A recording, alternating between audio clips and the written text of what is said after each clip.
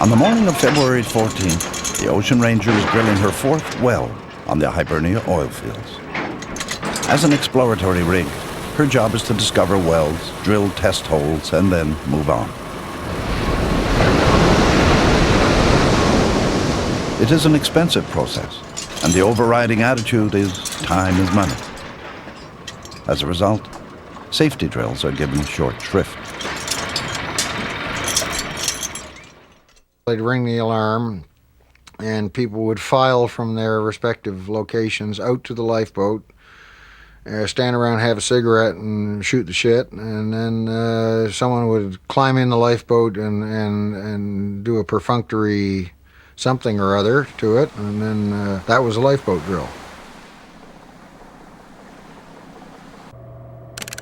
To maintain her tight schedule, the rig's drilling platform must be kept stable at all times.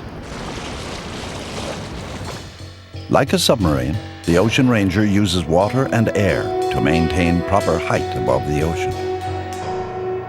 To lower the rig, water is pumped into the pontoons. When air is pumped in, the platform rides higher. The rig stability is maintained in the ballast control room, located in one of the columns. On Valentines Day, 1982, Donald Rathbun mans the ballast control room. Like most of the men aboard, he has had on-the-job experience only, no formal training. The ballast control system is believed to be easy to operate.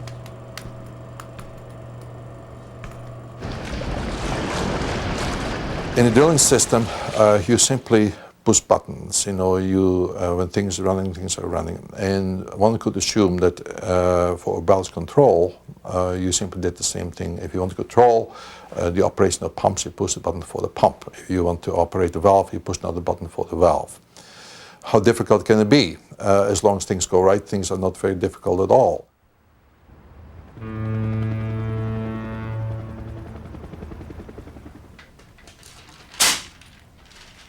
Sunday morning.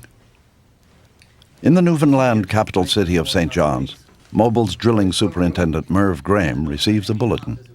A fierce winter storm is racing up the U.S. East Coast. This looks like a bad one, though. Sure does. Getting heavy tonight. Here's a storm system about center way out in here, but the snow pattern's hanging right along the coast that is going to zip rapidly out to sea. By 11 a.m., the storm hits Newfoundland and heads out to sea, toward the 84 men on the Ocean Ranger. It was really stormy, windy, but you know, still, even with it being really stormy, I didn't think about the rig, you know, I thought the rig was safe in a storm.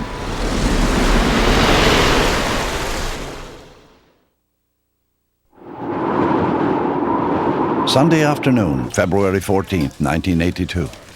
In St. John's, Mobil's drilling superintendent Merv Graham leaves his office.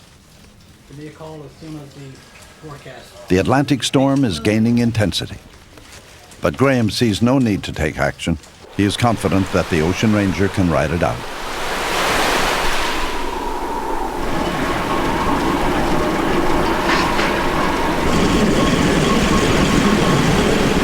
At 4:30 p.m., 19 miles north of the Ocean Ranger, the Zapata Ugland, a much smaller rig, initiates safety precautions.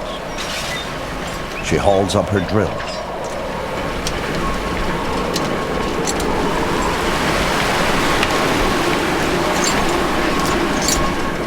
Derek Norman aboard the Zapata Ugland recalls the storm's ferocious assault.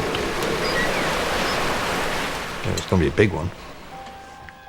So when I got on shift, the weather was pretty fierce. It was pretty well full tilt storm by the time I got on shift at 6.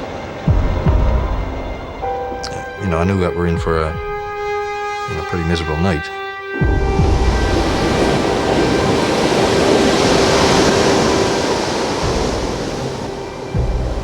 With winds approaching 100 miles per hour, tool pusher Kent Thompson aboard the Ocean Ranger orders the men to disconnect from the well. but the force of the gales makes this impossible to do.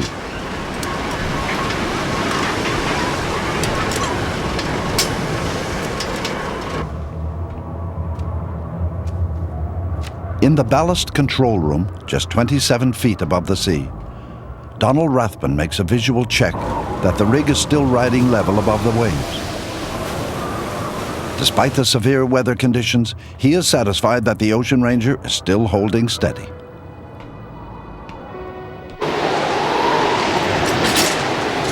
"6:47 p.m. With conditions worsening, Thompson is forced to take drastic measures. He orders that the drill pipe be sheared off, a procedure that the Ranger has done only once before in severe conditions.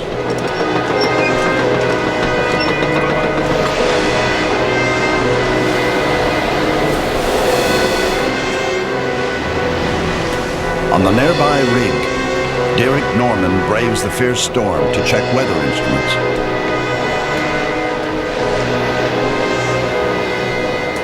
I mean, you look at it and you go, holy cow, you got to look up. You look up and you see a mountain above you. And, you're up on top of it, and then you look down and there's a Grand Canyon of water down there. It was wild. It's like something you just got to see it. Just got to see it to know it.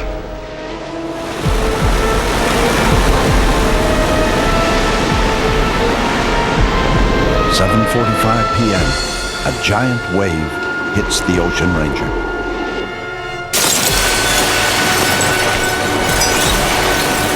The force of the wave smashes the glass porthole and floods the room.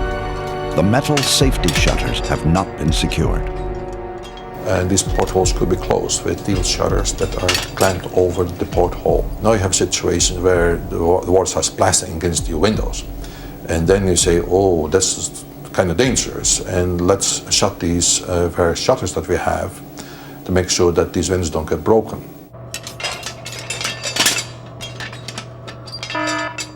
The instrument panels are not insulated. Live electricity courses through the panel. The water does nasty things. It does cause short circuits in the various switches. You touch the board and you get a big shock. You may smell some acrid smoke from these sparks that are flying around. This is very, very scary and very, very dangerous.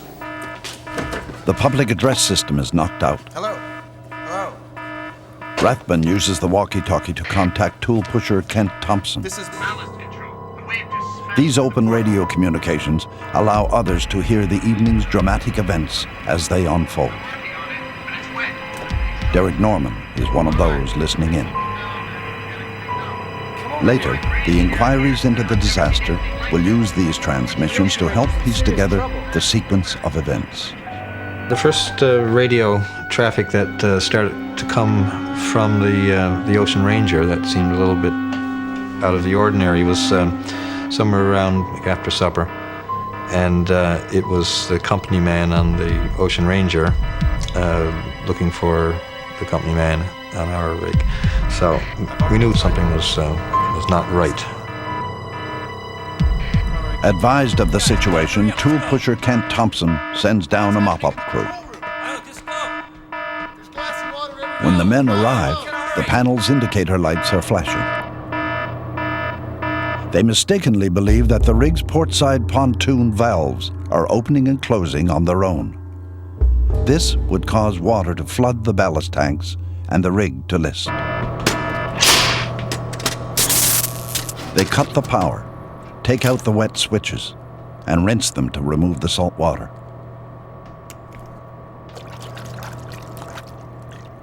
If there's salt water, get some fresh water, wash these things. And you could dry these with a hair dryer, or you can dry these switches out, put them back in position, and then they work as they always had worked.